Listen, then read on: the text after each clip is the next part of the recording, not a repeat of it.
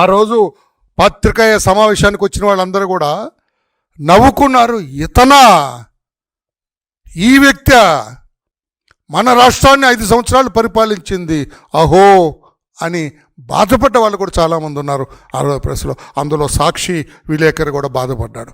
అతని పేరు నేను చెప్పను, నేను మళ్ళీ వాడిని వేటేస్తారు. ముఖ్యమంత్రి ఎక్కడుంటే అతను అదే రాజధాని అంటాడేమండి. రేపు పొద్దున ఇతను జైలుకి వెళ్తాడు. రాజధాని ఎక్కడ ఉంటుంది అప్పుడు? అంటే వచ్చినోడు ఎక్కడైనా వాడు ఊరిలో పెట్టుకుంటాడా? ఏమి అవగాహన రాజ్యమండి.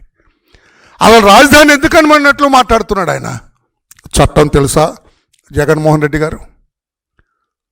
మీరు 2014లో మార్చి నెలలో, ఏప్రిల్లో Andhra Pradesh reorganisation act 2014 2014 Andhra Pradesh reorganisation act 2014 act number 6 of 2014.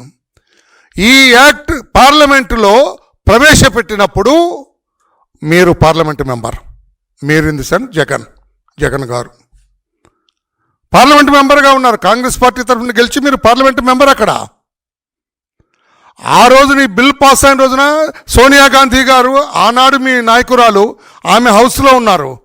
ఆమెకు కనపడకుండా పక్కన తల వంగి నడిచారు. అది కూడా తెలుసు. ఆ రోజు పత్రికల్లో వచ్చినాయి, నేను చెబుతున్న మాట కాదు. ఆనాడు ప్రవేశపెడితే ఆనాడు చెయ్యెత్తారు మీరు. ఎస్, ఆంధ్రప్రదేశ్ రీఆర్గనైజేషన్ చట్టానికి నేను చెయ్యెత్తుతున్నాను, ఇట్ ఇస్ ఓకే అని చెయ్యెత్తింది మీరు కదా.